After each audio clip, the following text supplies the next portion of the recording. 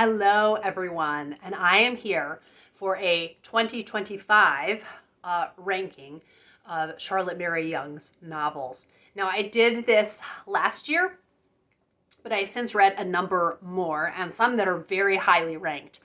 So I wanted to do an updated ranking for those of you that maybe have read a couple and were considering reading some more Charlotte Mary Yonge books, or maybe if you are coming to her for the first time, this list might be helpful to you. So I'm going to go from least favorite to most favorite. I have 20 to go through, and I will just get started. The bottom of the list, and the bottom of the list has stayed the same as last year, and that is Friarswood Post Office.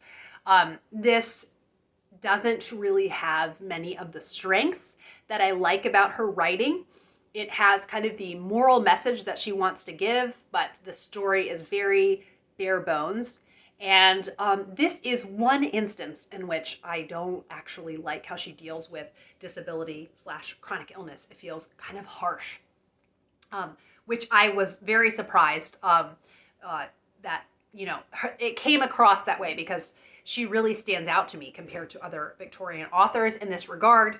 But, I can't expect to just completely love all of her books. Okay, then at number 19 is Scenes and Characters. And this is one where there was just not really a single character that I connected with. And one character in particular was very, very frustrating to read about. And I just really struggled reading about her. Now, later on, she's in another book, and I was really blown away by the storyline there. So maybe going back, I could more trust Charlotte Mary Yonge and what she was doing with that character. And then at number 18 is Unknown to History. So this is all about Mary, Queen of Scots, and it just was really dry. I had other historical fiction that she's written on here that I found much more engaging. Actually, though, the light bulb just went off. So I think this is officially categorized as nonfiction. I don't actually think it counts as nonfiction because certain details I looked up that were just way off. So now I'm realizing maybe that's how she writes nonfiction. That could be. I'm still actually interested in reading other of her nonfiction. The Book of Golden Deeds is one that I would really love to read.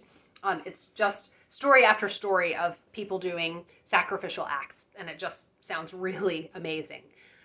But it could be, those are little stories, so that is less intimidating to me. But Unknown to History, it just felt rather dry. And I feel like the concept of Mary, Queen of Scots, I could have really been invested. And even when it comes to events at the end, I didn't feel emotional, or it didn't hit me in the feels like many of her books typically do. Then the next one is Hopes and Fears. And this is one where the main character, who, I'm supposed to very much sympathize with, I found her, this is one instance where I found her angelic and kind of this superhuman, and I didn't feel at all like, oh, we were made of the same stuff. Like, you're always good, always. So she just did not feel relatable to me. It is the story, Charity is the main character, and she ends up taking in these two children, and it's she never marries. So that is something that's a lot less common in Victorian literature. And so I wish I had loved it more just because of that being this less common plot device. But I didn't. And, there's so many that I love more, so it's okay. Next is The Daisy Chain. Now, this is one I'm genuinely sad that I didn't love, because I started off head over heels for it. I could not get enough of it. I thought this is going to be another favorite, and the main character of Ethel, I found her so compelling. And I really, I wanted to know what was going to happen to Ethel. It is a family saga, and so you're following this family over a number of years. And unfortunately, I got really bored. And I am surprised that I persevered until the end, but I still remember scenes from it. So there's a time when they visit the Bodleian Library that really sticks out to me, and I love that. And Ethel was a very spirited character. So it's one that I haven't given up on loving. I want to, at some point, come back to it. And we'll just have to see what I think of it. Next is a historical, and that is The Dove in the Eagle's Nest. This starts out somewhat like Heidi. There's a little girl who is taken to go live with these relatives in the countryside, and to her, they just seem wild and untamed and just completely uncivilized, and she's very homesick. But you get to watch her grow up over the course of the novel, and she ends up getting married. And so you get to meet her sons, and there is some clan warfare that happens in it, which is rather exciting. But my issue with this novel is that I think it's around 250 pages, and I think it should have been around 500. The first part, the pacing was great. I was really enjoying it, and then it just felt so rushed. So it was the rushed nature of it that made me not really kind of fall more in love with it. Next on the list has to be The Pillars of the House. Now, this is one that I feel like kind of lives rent-free in my head without me falling in love with it. When I think of it, I can still vividly picture it and vividly picture characters from it. It was one, though, that I was so utterly ready to be done with.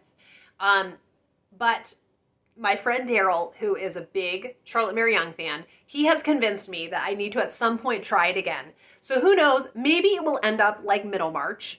I think her books are so worth my time.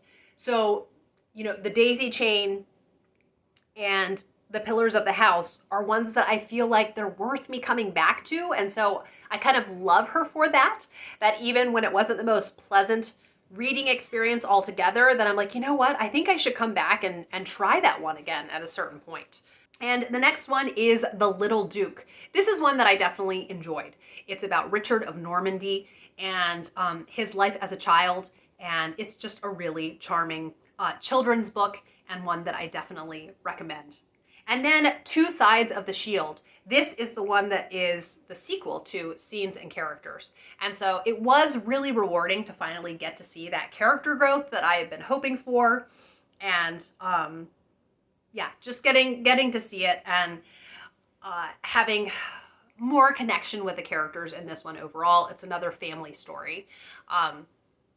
So really glad that I did stick around for the sequel and enjoyed that one more. Then The Lances of Lynwood. This is a historical novel set during the 100 Years' War. So definitely a less typically written about time period. And I also really appreciated, you get to see two brothers in this, and it's very much a tale of chivalry and these two brothers going around kind of vanquishing their enemies. And it feels very kind of romantic and just really delightful to follow these characters. I think that's all I want to say about it. I was about to say something that was a bit of a spoiler, but I will move on to the next one, which is Countess Kate. Definitely one that I solidly enjoyed. It's a children's story all about Kate, who becomes a countess, and she is very kind of rough and tumble and rough around the edges, and she is not altogether thrilled about becoming a countess. And it's a very humorous story, and I just found it incredibly endearing, and I definitely recommend Countess Kate. Next is Heartsease. So this is a story that it will very much frustrate you, the actions of one character in particular. You just want to throttle him. He's truly dreadful. So that's why Heartsease, which I really love, that's why it is as low as it is in the ranking. Because this one character is so infuriating. But Heartsease is the story of Violet, who is a young bride. She has just turned 16 and gets married on her 16th birthday, and her husband brings her home to meet his family. He has 3 sisters, and they are all very much not looking forward to him bringing his bride home. They know they will not like her. They heard all sorts of things about her, and so it is kind of the story of her slowly changing their minds about her, and she gets to show them the stuff that she is made of, and that she is so much stronger than they ever guessed that she could be. So a really wonderful story, and I just love the arc within it. Then we have the Stokesley Secret. This is a short little gem of a book. Another story of daily life where the mother is very ill. So the father takes her to London to see this special doctor, and it is their the time period when they are away and the governess is watching over them. It's just very funny. It's very just winning with these different family members, and I just loved getting to feel kind of the rhythms of them learning with the governess and then also how they use their free time. It's just a lovely, lovely story and one I cannot wait to return to. Next is Love and Life. This is, I would say, the Charlotte Mary Yonge thriller. It is her tale of Cupid and Psyche and her retelling. And she sets it at the very end of the 18th century. And this family that is beholden to this really kind of just wicked relative. She is richer than rich, and she just really has it in for this family. This man has 3 daughters, and his youngest daughter is just known across the land for being incredibly beautiful. And so this female relative wants to do everything she can within her power to keep her son from marrying this beautiful lady. So it is so compelling, so many twists and turns, and she is a wonderful villain. I did go in being skeptical, like, can Charlotte Mary Yonge write a villain that's believable? And boy howdy, does she. It is just very satisfying, and the ending is just phenomenal. Next, a historical, and that is A Chaplet of Pearls. This follows, it's a time period in France when there was a kind of rebellious Protestant group called the Huguenots, and there was a really tragic massacre of Huguenots on St. Bartholomew's Day. They were all gathered for this event, and it's a really tragic event from history. And within this event, Charlotte Mary Yonge has a Protestant and a Catholic who are in love with one another. So it's this very kind of romantic, on the one sense, story of these star-crossed lovers trying to find each other, trying to be reunited. And I just found myself so invested in the plot, and I really wanted to know that they were going to be together, that it was going to be okay. And cannot recommend it enough. Okay, then the next one is Chantry House. And this is a ghost story. So I think perfect for the autumnal months. And it's the story of a family that, after they are disgraced a bit, one of the family members inherits this house that was formerly attached to a church. So it's Chantry House, and them coming into this community and trying to not have scandal follow them, trying to have kind of a respectable reputation. And also there is a ghost that lives in the household. So some of the sons take it upon themselves to figure out, why is this ghost haunting them and what exactly can they do about it? And the next one is The Three Brides. This has such a special place in my heart. There are 3 sons that get married, and they each bring their new bride home with them to their kind of ailing mother. And so they're all living in the house together. So there's going to be a lot of personalities cooped up in a house together. And so I love that, Charlotte Mary Yonge doesn't sugarcoat it. She doesn't make it seem like this really, we're all, Pollyanna, and everyone is just happy all the time and getting along, even though I do love Pollyanna. But I just love that she shows kind of how that can be challenging. And especially one of the brides is Irish. And just the cultural clashes that can be there. Just a marvelous, marvelous book. I can't recommend it enough. Then we're getting into the top 3 here. And it's Dynevor Terrace. And this one is absolutely thrilling, and I would say a really great Charlotte Mary Yonge to start with, because it is a much smaller cast than is normal with her. With her, often you'll have like 12 main characters, but this you have about 4 or 5. And you see these cousins where one, she has grown up in Peru, and so for the first time she's coming to live in England, so that's already a lot, and meet these family members that she hasn't known before.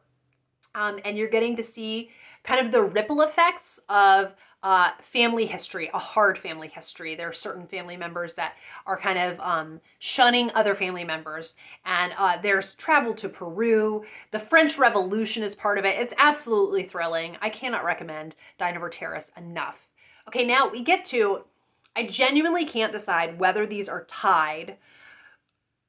These might be tied. So I have reread The Heir of Redclyffe multiple times. I have not reread The Young Stepmother, so I feel like I can't know for sure. So I will still say, for now, I don't know. I really love The Young Stepmother. So let me just talk about both of them and just say I love them both so much. I feel myself kind of welling up just thinking about both of them.